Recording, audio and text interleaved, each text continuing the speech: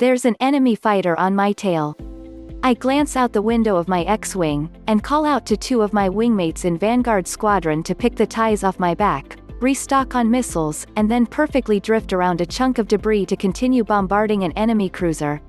Or at least, that was the plan, until I clip the side of the cruiser, spin around, and explode. It turns out that flying an X-wing is harder than I had thought.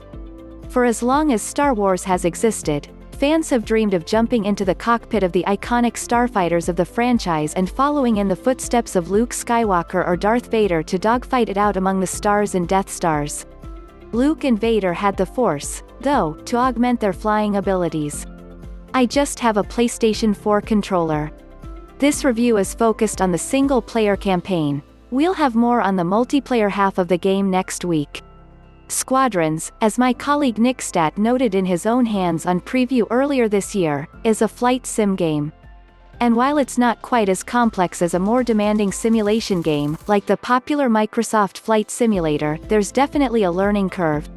Players who are used to arcade-style games, like Battlefront II's space missions, are in for a bit of an adjustment. In many ways, Squadron's single-player campaign feels like an extended, multi-hour tutorial to help train a player's piloting skills before throwing them to the wolves of online multiplayer. And even after hours in the single-player mode, I still felt like I was just only starting to get used to Squadron's flight. Players who are more familiar with flight simulator games will likely fare better, though. Each faction has 4 ships available, an all-purpose fighter, a speedy interceptor, a powerful bomber, and a support craft.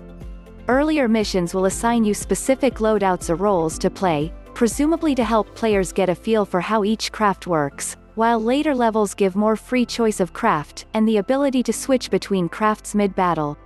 The actual single-player mode puts players in the cockpits of dueling Rebel and Imperial squadrons, swapping back and forth between the 2 viewpoints surrounding the construction of the Starhawk, a New Republic battleship that could change the nature of the war. The game does its best to try and sympathize players with both sides, giving you the chance to chat with your squadron mates between battles and get their perspectives on things. But it runs into a familiar issue in Star Wars, which is that the Empire is, the bad guys. Also, my New Republic squadron mates were just plain nicer.